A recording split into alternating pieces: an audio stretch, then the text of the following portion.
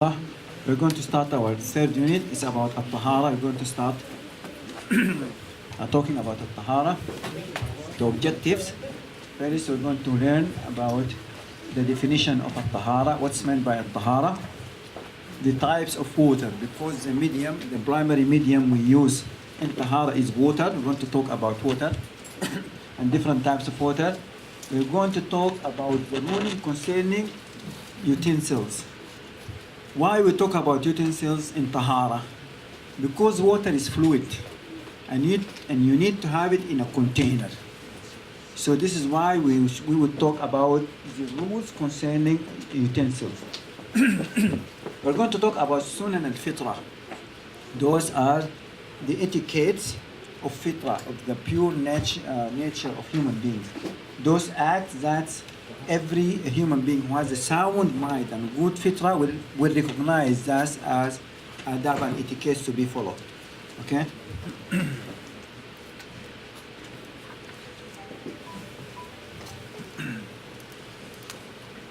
Okay, before defining the word tahara,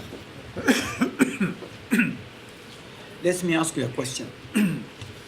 Okay, we have a sister who works as a nurse.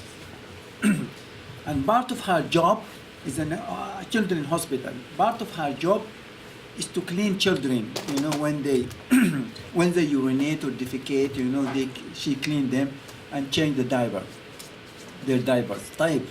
Now this Muslim sister, excuse me, this Muslim sister, sometimes she makes wudu, but she, change the diapers of those babies. And she came into contact with najasa. So what should she do? Because she's all the time she's in contact with that najasa. She needs to clean the child, change his diaper, things like that, while she was in a state of wudu. So she needs help. Is there any way for her to keep her wudu? Her brother said, okay, she can just wear gloves. Now, if she does not have gloves, if she's not wearing gloves. If it's a regular part of her employment. Yeah, this is her job. This is her job. She has to deal with those kids all the time. If she it's hard for her, it's something that she has to do, and she's in wudu when she starts out. If she just, I'm not sure, but I'm thinking if she washes her hands, after each child, that it wouldn't necessarily break her wudu because it's just on the outside of her skin. It won't break her wudu? I'm thinking that it does. It does. Does not. Does not. Any support for the sister? She said, she should not worry about that. She need only to clean, her hands, and she does not have to make wudu again. Do you agree with her? Yes. Are you sure? Yeah. She's in contact with najasa all the time, in her hands. Contact meaning touches the body or just doing the job? Yeah, during the job. But you That- don't really touch. Forget about this sister. What about a mother who's taking care of her kid? Okay, and while she's cleaning that kid, she got her hands contaminated with that najasa. If it's the baby's najasa, then it's clean. I'm sorry? If it's the baby's impurity, then it's clean. If it's baby's impurity is not, it's not dirty like the Adult. Adult, yeah. Is that correct? Yes. No, it's Partly. incorrect. A baby boy or an adult, the urine and stool is najis. But the difference between a baby boy who did not start eating solid food, who depends on his mother milk, his najasa, to clean that najasa, you don't have to wash.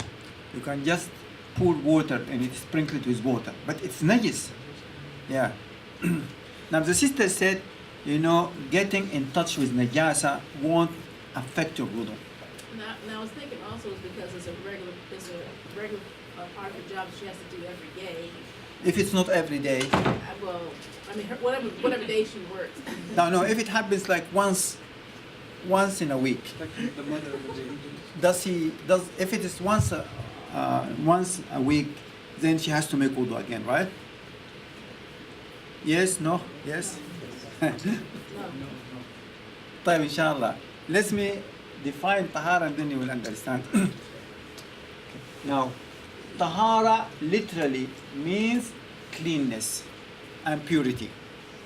As a technical term, it has two dimensions, or two, we can define it into two dimensions. You know, at-tahara, no, this is in fiqh, when we talk about tahara, we are talking about the removal of al-hadath and al-najasa. But generally in Islam, tahara in its spiritual dimension means to be pure from shirk and nifaq. To have one's heart pure from sins, from shirk, from nifaq. Okay? But when we use the word tahara in fiqh, we are referring to removal of al-hadath and removal of al-najasa. What is hadath and what is najasa?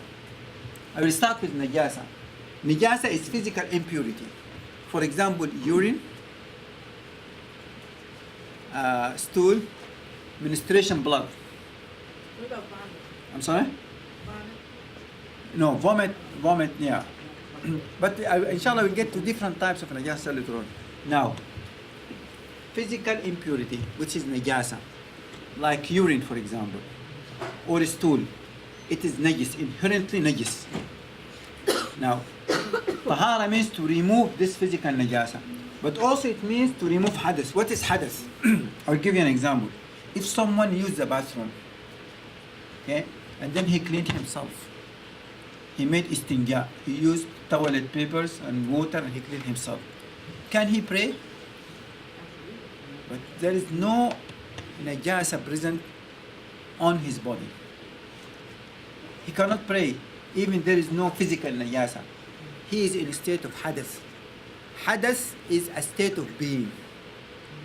Because he cannot pray without making wudu, he is in a state of hadath. It is not something physical that you can see or touch or smell.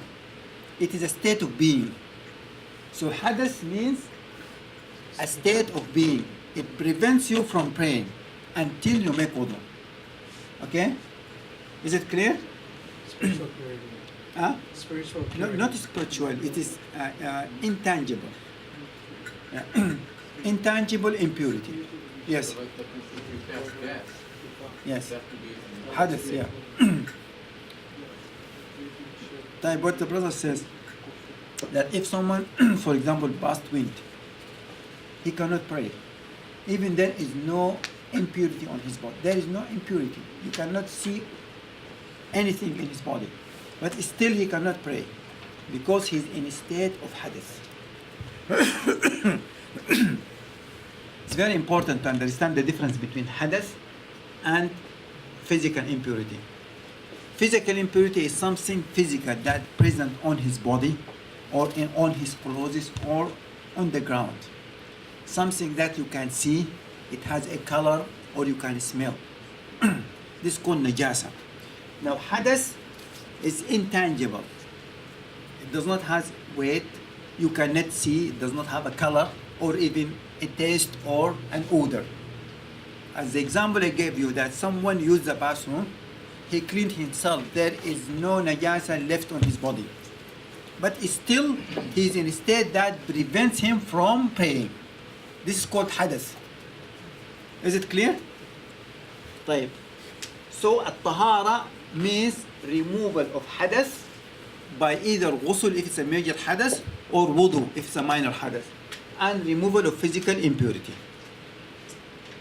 When we hear this word tahara, means to remove this state of hadath or to remove a physical impurity that present on your body or your clothes or the place where you are going to pray. Okay? Is it clear? Right. Now, al-hadath is of two types. As I said, it is a state of being. It is the act that nullifies one's state of purity, and it is divided into two types. The major hadath, which is removed by ghusl. Major hadath, example, women during menstruation, they are in a state of hadath. Once the menstruation come to an end, they have to make ghusl because they were in a major hadath. Another example, someone had sexual relation with his wife. he would be in a state of major hadith, which means that he cannot pray without making ghusl. So the major hadith is the state that is removed by ghusl, a complete ablution to wash the entire body. Now the minor hadith is like if someone used the bathroom and cleaned himself, he is in a state of minor hadith, which means that he cannot pray without removing that minor hadith by making wudu. Those are the two types of hadith. Now the difference between hadith and najasa, that najasa is something physical. It has to be physically removed. Hadith is something that is not physical, it's not tangible. You cannot see it, you cannot smell it, it does not have a color. Okay, it's a state of being. Okay, now let's go back to the question that I asked you. That sister who cleans babies, now get into contact with najasa. This is a physical impurity. She needs only to wash her hand, but it will not affect her wudu. Her wudu will not be affected. What affects one's wudu is hadith. It's hadith. If that person himself urinated or defecated, or he went or she went in deep sleep, those are the actions that would nullify one's state of hadith, one's state of major tahara. Like if someone had wudu and then after that used the bathroom, this will nullify his state of tahara. This means that he needs to make wudu again. But the presence of najasa, of physical impurity on his body, will not nullify his wudu. So for that sister, the things that she has to do is only to clean that najasa from her body. And what you said is true, but it's all the time, not because this is her job. The presence of najasa on your body, or on your clothes, or on the place of the salah will not nullify your state of tahara. It will not nullify your wudu. Okay? Yes. So the key is the word act, and that so something has to be done, Yes. and it definitely is a hadith. So it's not so much what's najis, but it's the action. Yes. Yes. Like for the example. action of administration. Exactly. going to the bathroom, Exactly. drinking in, and- Exactly. Yeah. Even though there is no physical impurity on your body, okay, but still you are in a state that prevents you from prayer. You cannot pray in that state. You have to remove that by, if it's a major hadith, by making ghusl. If it's a minor hadith, by making wudu. So tahara is the removal of hadith and najasa, the removal of hadith and the physical impurity.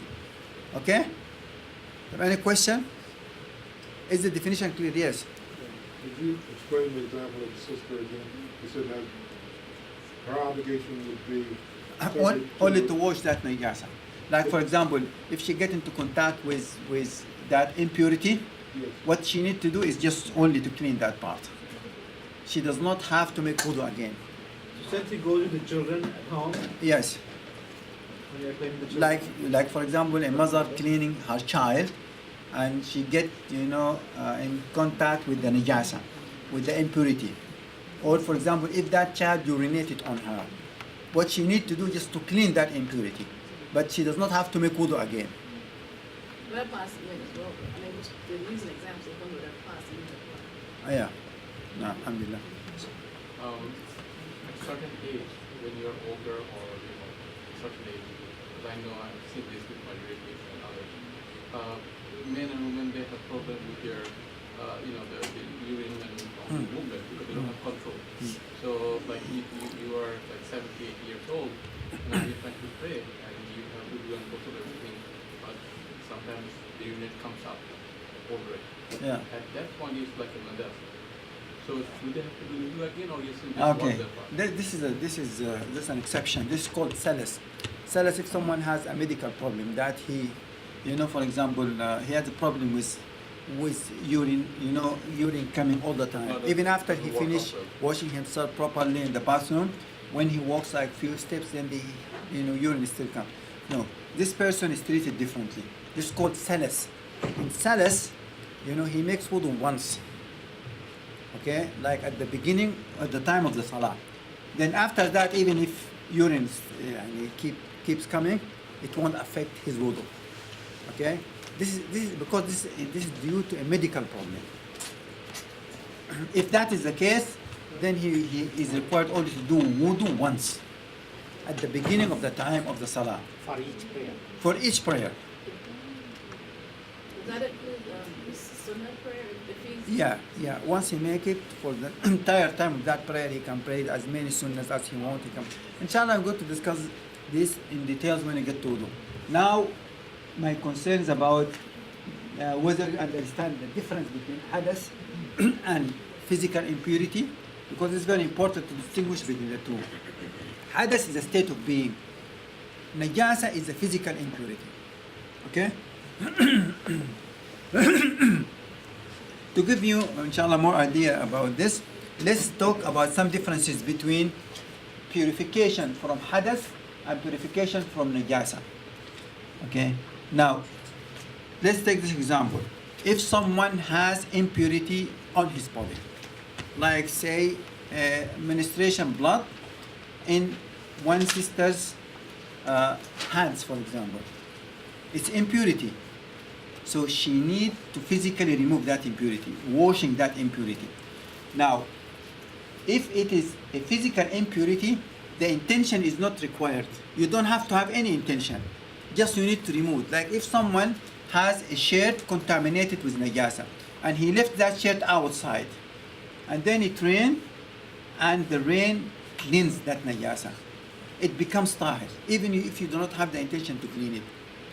But in order to perform tahara from hadass, you need to have an intention. If you want to make wudu, you need to have an intention. Okay? This is one difference between the two, between cleaning hadass, or purity from hadass and purity from physical impurity. Okay? طيب. Another difference, that we are commanded to perform wudu. So the tahara from hadass is a command to perform an action, while the tahara from najasa, from impurity, is a command to refrain from. Because we are commanded to refrain from najasa when we pray. We are commanded not to have to be free from najasa in our body, in our clothes, in the place of the salah. While for the wudu, we are commanded to do certain actions, that you have to wash your face, to wipe over your head, to wash your arms, and to wash your feet. Okay? But as for the najasa, we are commanded to stay away from najasa, to refrain from the najasa. Okay, the third difference, that the tahara from hadass has to be done with water. يعني wudu and ghusl has to be performed using water only. And if you cannot find water, then you can resort to tayammum. While the cleanness and the tahara from physical impurity, you can do it with anything. Anything that is pure. You can use water, of course. You can use clothes. You can use cotton. You can use papers. Anything that could clean or would clean can be used. Like for example, if a najasa fell in one's hand, for example, okay, he can use water to clean it. He can use any detergent to clean it. It does not have to be water. As long as this najasa is physically removed, then you are okay. Whether you use water or any pure substance. But for the tahara from hadass, you need to use water. You cannot make wudu except with water. But to remove the najasa, physical najasa, you can use anything that is pure. Yani, for example, if you have a knife and you have blood in that knife and you want to clean it, you don't have to use water. If you use just a piece of towel with like a paper or a piece of cloth, and just you remove that najasa physically, then it's clean. If you have, for example, najasa on your shirt, and you use a detergent, not water, just a detergent like Clorox or anything, you just put it on it and it removed it, that's okay. And you do not have to use water. Of course, using water is better, but it's not It is not a requirement. For example, if someone use the bathroom and he want to clean himself, does he have to use water? No. Yes, preferred to use water, but it is not a must. If he use anything that is clean or tahir in the removal of that najasa, that will be sufficient and enough. Yani if he use only toilet papers, as long as he's sure that it cleans, then that's it. He does not have to use water. He is only recommended to use water. Okay. But when it comes to performance of wudu and ghusl, you have to use water. You cannot use any other thing other than water. It has to be water. Yes. What about sometimes friends might have pets like dogs, and they maybe smell your clothes and things like that. How does that come into play in all this? dogs are najis and filth, especially the saliva of a dog. When a dog licked a plate or licked, somebody's clothes or things like that, this is najis. It has to be removed. And especially for dogs, the Prophet ﷺ says, you need to clean that plate 7 times. 7 times with water, accompanied with dust, with dirt in one of those 7 times. Or some scholars, they said instead of dirt, you can use any type of detergent. But you have to clean that dish or that plate.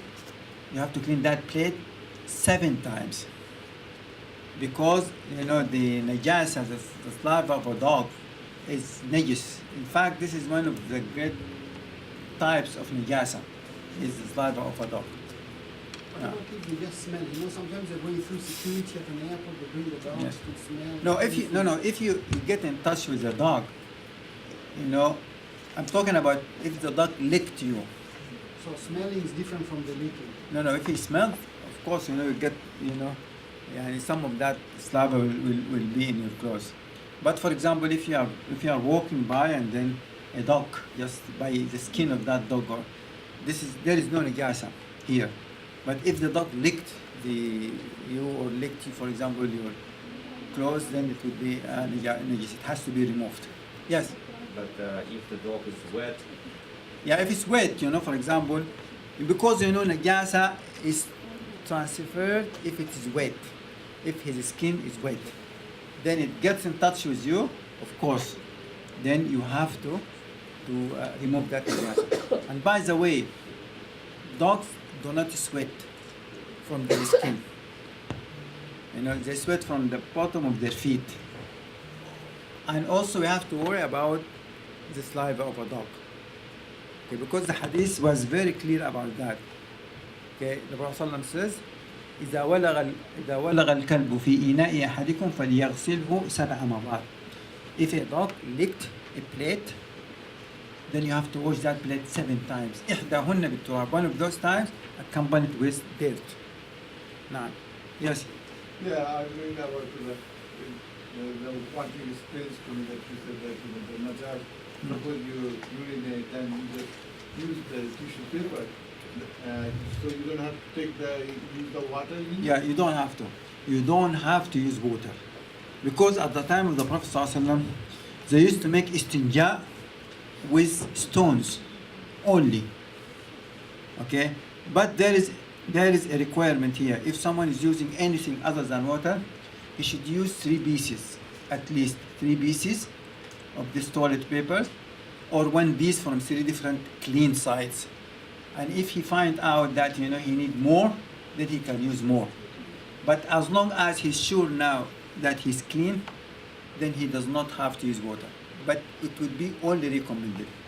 This is a very important point, because many Muslims, they think that you have to use water. No, you are recommended to use water.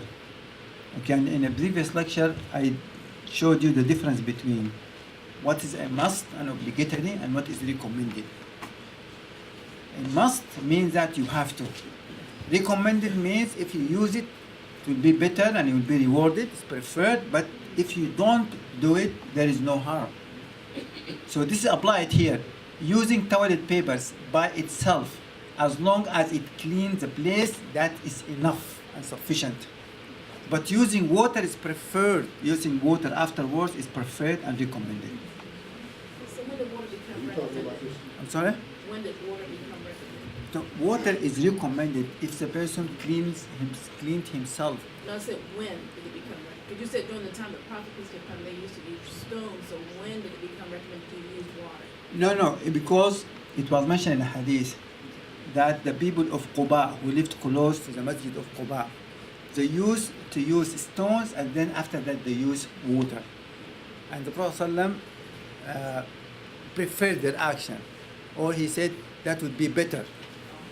Okay, but the bottom line that the removal of that najasa using toilet papers is enough and sufficient, but following it with water would be preferred. Okay. Brother, Yes. two questions.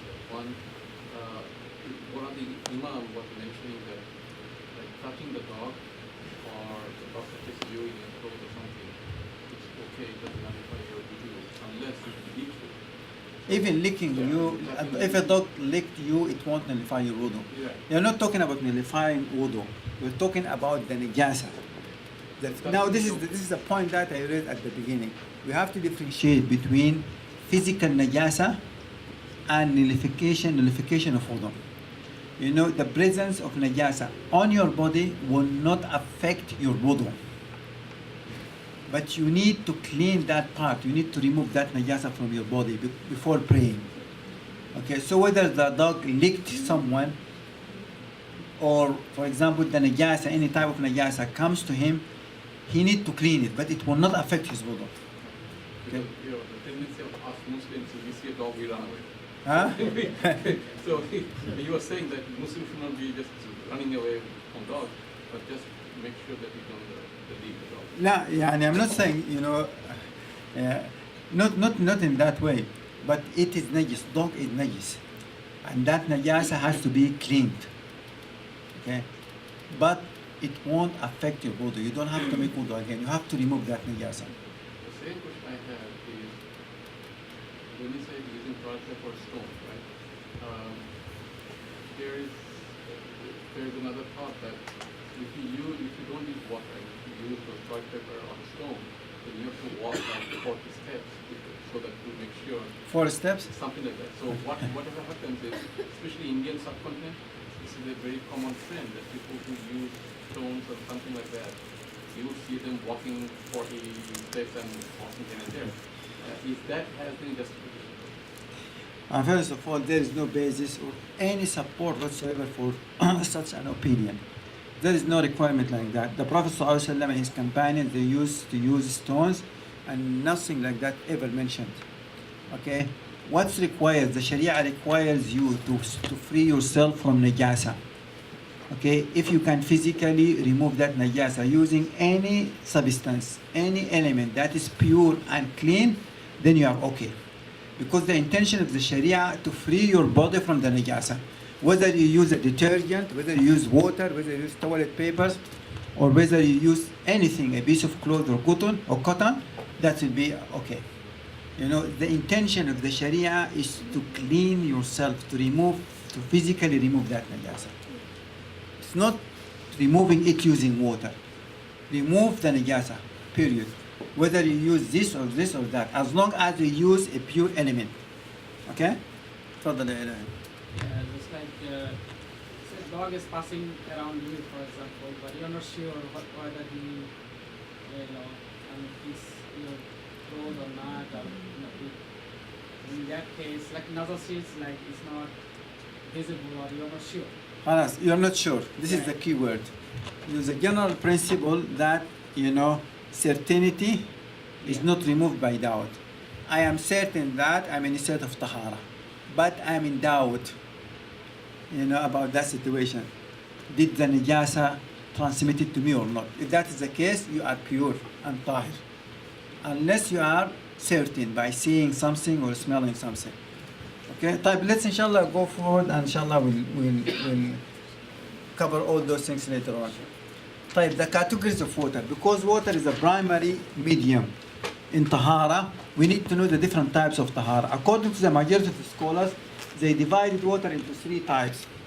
The first type, which is called al-ma' al-tahur, and this is water that is pure and can be used as a purification agent. Like for example, rainwater, seawater, water we get from a well or from, a pure natural water. This is the tahur water. This is a type of water that you can use in tahara. Okay? The second type refers to the tahir water. Tahir water is pure water mixed with a pure element. Like you have a cup of water, okay? Cup full of water. Then you have few drops of orange juice or milk mixed with that water. Now, according to the majority of scholars, now this water is not anymore tahur. It becomes tahir, which means that according to the majority, you cannot use it for wudu, you cannot use it for ghusl, but you can use it, for example, for cooking, for drinking, for any other type of usage, but not for tahara. Okay? Now, the third type of water contaminated with impurity. Like, for example, you have water mixed with drops of urine or drops of blood. Now, this is, according to the majority, is impure water and you cannot use it in anything. Again, the majority of the scholars divided water into three divisions. The first division is called tahur water, and this refers to the water that you can use it in your tahara, in your wudu, in your ghusl. Okay, this is the pure natural water that mixed with nothing. It's retain its natural characteristics. Like rainwater, if you collected water from rain or from a river or from sea, you can use it. This is natural water. Now, if that water mixed with a pure element, like for example orange juice, tea, anything that is pure, now it becomes tahir. You can use it for cooking, for drinking, but not for wudu or ghusl.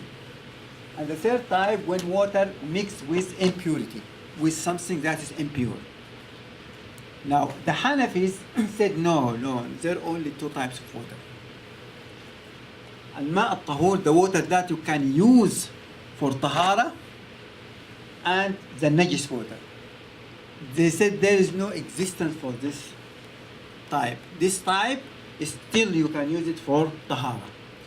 And they said if there is water mixed with a pure element, but it is not so mixed, like few drops of that pure element. Yes, the color will change, the odor might change, the taste might change, but still you call it water. They said if this is the case, then you can use it in your wudu. You can use it in your ghusl. Again, the Hanafi says, this and this type would be combined and we both call them tahur water, which means that you can use it for your tahara.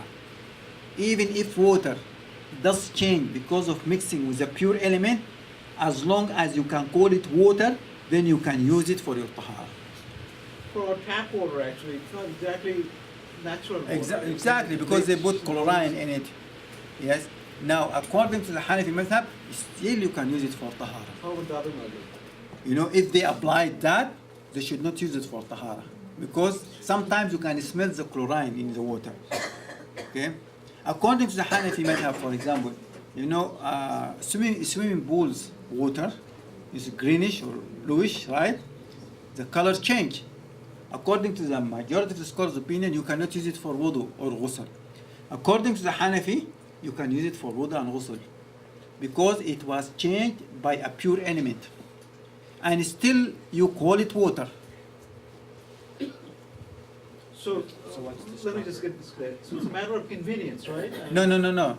It's a matter of a proof and evidence. I'm going now to show the proof of the Hanafis, not a matter of convenience. No. It's a matter of evidence because this is the right opinion. Now the Hanafis, your question is about the stronger opinion. This is a stronger opinion. Okay? Not because it is the opinion of the Hanafis, not because it's convenient, because it has the stronger support. Okay? Again, if water is changed by a pure element, as long as you can call it water, when I look to that fluid, what I call it, water, then you can use it. If it is so mixed, then you cannot use it. Like if you have 2/3 of the cup water and 1/3 orange juice, if you mix it, you cannot call it water anymore, so you cannot use it. But as long as you can call it water, it is not so mixed with that pure element, still you can use it for tahara. It's very strong opinion because of the following evidences. Why are we saying a pure element? Chlorine is not a pure element. Or No, not pure, tahir element. Pure means not najis. Like for example, a pure, very good correction, alhamdulillah. I don't mean yani pure, no. Pure means here tahir, it's not najis. Like for example, as I gave example of tea or orange juice or milk or ink or anything which is tahir. It is not najis. It's not urine, it's not blood, it's not stool, it's nothing like that. Okay? طيب. So their opinion, which is a stronger opinion, that even if water change because of mixing with this element, pure element, still you can use it for your tahara. Okay? Now this is just more discussion about the majority of the scholars' opinion. Here are the proof of the Hanafis. Okay? First of all, Allah subhanahu wa ta'ala says in the Quran, if you cannot find water, then resort to tayammum. فَلَمْ تَجِدُوا مَاءً فَتَيَمَّمُوا. Now, the key word here is water. It is indefinite word. And there is a principle in usul al-fiqh or in the Arabic language that if there is an indefinite word preceded by negation, then the indefinite word indicates generality. So the ayah says, if you cannot find anything that is called water, then resort to tayammum. Which means if you can't find anything that is called water, you cannot make tayammum, you have to use it. So if this water mixed with few drops of tea, if you can call it water, then you can use it. You cannot resort to tayammum. This is what the ayah says. Okay? فَلَمْ تَجِدُوا مَاءً. The word ma is an indefinite word, preceded by a negative statement, فَلَمْ تَجِدُوا, which in Arabic language indicates generality. Anything that you can call it water, then you have to use it. So definitely, if you see 1 cup of water mixed with few drops of orange juice, and you look to this fluid, you still call it water, then use it. Don't resort to tayammum. Is it clear? This is the first evidence. The second evidence, that Atiyah said that when Zainab, the daughter of the Prophet ﷺ, passed away, he commanded the women who were cleaning her body that to mix water with cedar. Cedar is dry tree leaves. And definitely, mixing water with such element will at least change the color. But even though, he commanded them to do that. When we wash a dead body, we mix like sometimes some type of dry tree leaves with it. It has a scent. It will change the color, or at least the color and the odor of that. Still, we can use it for cleaning his body, for performing ghusl, which shows that even if water mixed with a pure element can be used in tahara. Okay. Also, it was mentioned that Hani said the Prophet ﷺ and his wife Maimuna washed themselves from a water container that had a trace of dough in it. There is a water container, they use it to make a dough in it, and they did not clean it very well. Afterwards, they put water in it and they used it for wudu. And if water mixed with dough, at least the color will change. But even though the Prophet ﷺ and his wife used that water to make tahara, to make wudu, or to wash their bodies. So based on those evidence, the opinion of the Hanafi madhab is very strong, that even if water does change with a pure element, as long as you can call it water, you can use it. You can use it for tahara. Okay? So now, based on this, we can say there are 2 categories of water. Water that you can use for tahara, which include pure water or water mixed with pure element.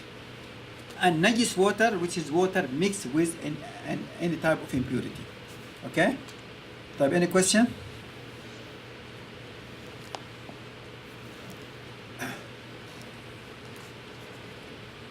طيب, what is najis water? What is impure water? Impure water is water that mixes with impure element. Now, just to summarize the different opinion of the scholars regarding when water mixed with impurity. Now, if there is water in a water container, and as a result of mixing with this impure element, one of the colors, the odor, and the taste does change because of that mixing, then you cannot use that water for tahara, whether the water is a lot or a small amount of water. Okay? طيب, if one of those three, color, taste, or odor, change because of mixing with that impurity, you cannot use that water. طيب, what if none of those three does change because of the mixing? Here we have disagreement among the scholars. If it is a small amount of water and it's mixed with impurity, even if none of those three change, then you cannot use it because it's small amount. If it is large amount of water, now if one of those three did not change, then you can use it for tahara. Otherwise, you cannot use it. Okay? We have a third opinion, whether the water is a lot or a small amount. If there is no change because of the mixing with the impurity, you can still use it for tahara. But if there is a change, you cannot use it. Okay? Three opinions. Now, and the stronger opinion is the last opinion, that whether the water is a small amount or large amount, and it mixed with some amount of impurity. If none of the color, odor, or taste change because of that mixing, you can use it for your tahara, whether it's small amount or large amount. Okay? طيب, before going to this quiz, is it clear that the stronger opinion regarding this issue, water mixed with impurity, whether the water, amount of water is a small or large amount of water, if none of the three characteristics, color, odor, or taste, change because of this mixing, you can use that water in your wudu, you can use it in your ghusl, you can use it in your tahara. Okay? طيب, let's see this question here. Read this question and answer it.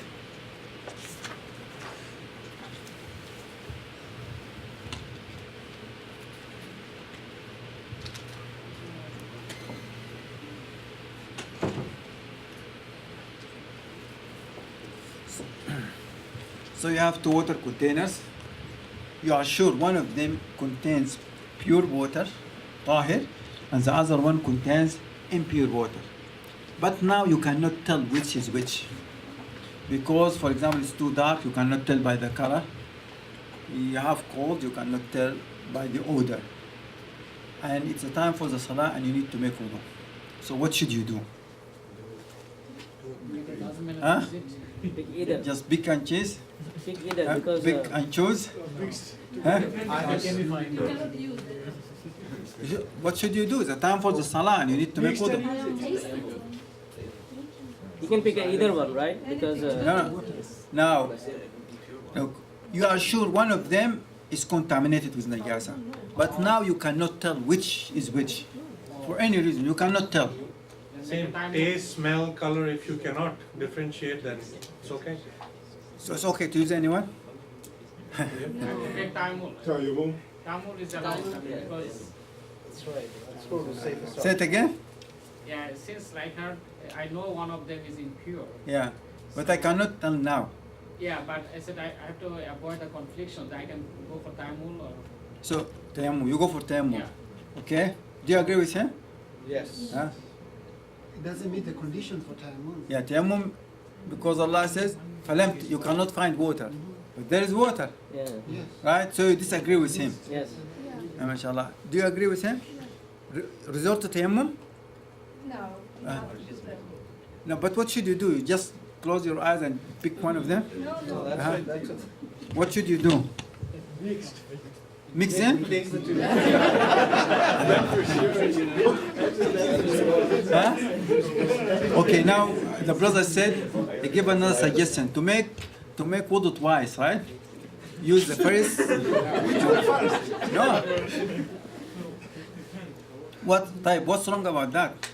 Which one first? Because now you are sure you use the one contaminated with najasa, and you don't know whether you use it first or the second. So this is not acceptable. Tayammum. You leave both and resort to tayammum, like Brother Ilahi says. Okay? And this is a principle. Whenever you are confused about two things, which is which, then avoid both of them.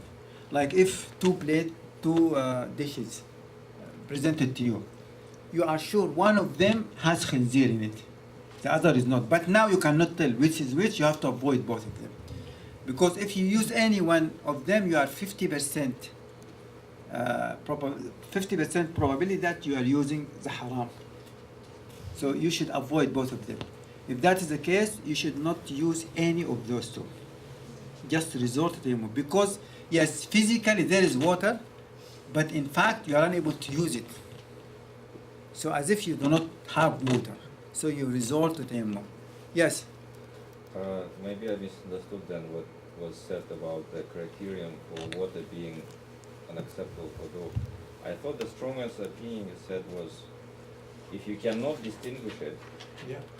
it's okay to use for wudu, right? To do what? Wudu.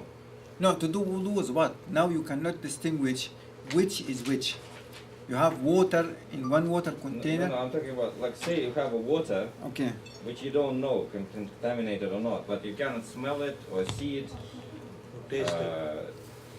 Yeah, there is no distinction. So, so that this type I thought you can use for wudu. The strongest opinions, like humanity must have, right? Has two opinions. No, but that's because it was too dark. Yeah. No, I said here the question, you have two water containers. You are sure before that one of them is contaminated with najasa, but now you cannot tell. Because it's too dark, you cannot tell by the color, for example. You cannot. Okay. I missed that. Yeah. Okay. but- If that is the case, then you should avoid both of them. You should not use any one of them and resort to tayammum. Okay? Yes. So if you have the water, but you're not sure of it, but you have some kind of feelings that is this water good or bad? In that case, you go on to the No, wudu. what do you mean by feeling? Like say for example, especially in the developing countries, you are going there, you have your pond water, or you are in something in there, and there could be you're not sure that is it a real good water to use, or is it contaminated? No, this is And different then- from our example. Our example, you have two water containers. You are definitely sure that Right, one right. of them is It's contaminated, different. but now you cannot tell. Right. Yeah, but your example is about, you're talking about one water container, Mhm. okay? Now, water is assumed to be pure and tahir, okay? Unless if you can tell by a color or an odor or a taste. Yeah. So you assume it water, assume it. Yusuf is good, even though Yes, maybe the exactly. box- Unless if otherwise proven, like by a taste or by a color or by the odor. Okay?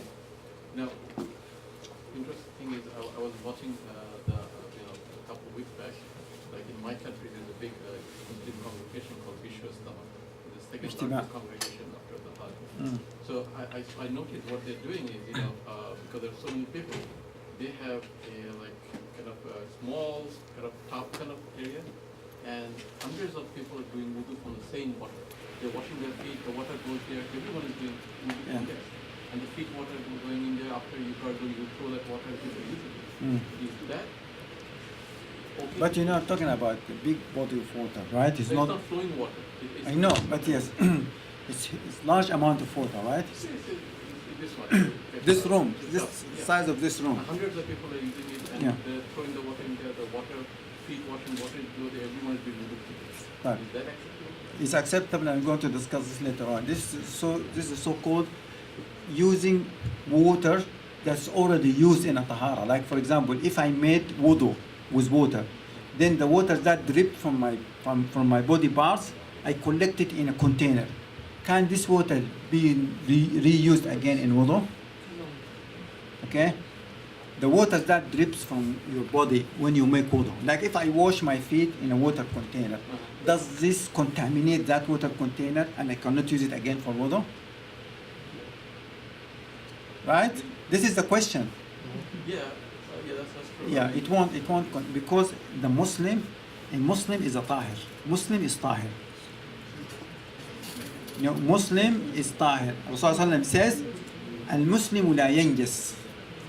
You know, our parts are tahir. If you put your hands in a container, then you remove it, it won't contaminate the container. The water contained in that container is still tahir.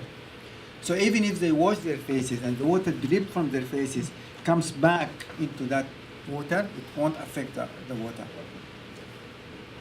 Unless there's najasa that they're washing it. Oh yeah, this is different. Then Yeah, you but apply the rule. yes, but if he rinses his mouth and spirit in that water, it won't make it impure. You know, you might not use it if you don't want to use it. You know, because if you that, you might get sick or something. This is different. But the water is tahir water. Okay. But let's talk about this water left over after being used by an animal. If you have a cat at your home and that cat drank from a water container, what left over in that container, can you use it for tahara or not? Okay, before of course the scholars they talk about, you know, a goat or a sheep drank from a water container. Okay, can you use the water left over after being used by an animal? Like for the animals whose meat is lawful for us to consume or to eat, like for example chicken, goats, sheep, and so on. The water left over after being used by such animals is pure and we can use it for the tahara. Okay? طيب. Now regarding animals agreed on the najasa, such as dogs and pigs. The scholars agreed that dogs and pigs are najis, are impure.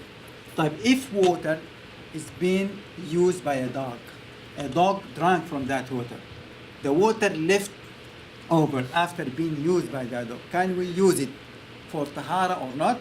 The stronger opinion that we cannot use it for tahara. It becomes najis because the saliva of that dog is najis. Okay? Right. Of course, there is disagreement among the scholars, but the vast majority of scholars' opinion, this is a stronger opinion, that the water becomes najis. Okay? There are some exceptions. Cats. Because the Prophet ﷺ in a hadith says that water left over after being used by a cat is pure and we can use it in our tahara. This is the only exception. But not a dog or other type of animal that's prohibited for us to consume or eat its meat. Okay? And also the water left over after being used by an animal that it's lawful for us to consume its meat, it's also pure and you can use it in tahara. Okay? But I mentioned this here because usually in the books of fiqh they talk about that a lot. Because before they have little amounts of water, and sometimes the water is being used by an animal. And if they waste it, they won't have water to make wudu. So they raise these questions, can we use it for tahara or not? And the answer, yes, it depends. If that animal is the type of animal that we can eat its meat, then the water left over after being used by that animal is lawful for us to make tahara with. طيب. Now your question that is here. Used water refers to water which drips from the person's parts after performing wudu or ghusl.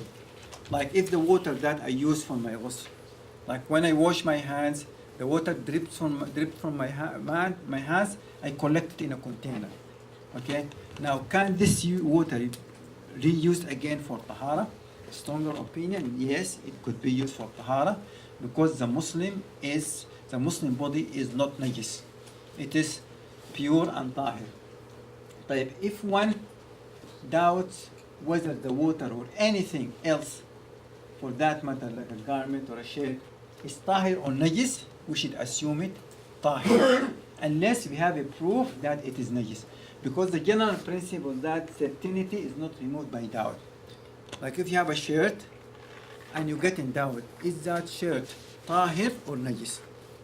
You should assume it is tahir unless you have certainty about its najasa. Like if you saw a color or a smell, certain odor or smell that indicates that it is najis, then at that time you say it's najis. Otherwise, it should be assumed as tahir.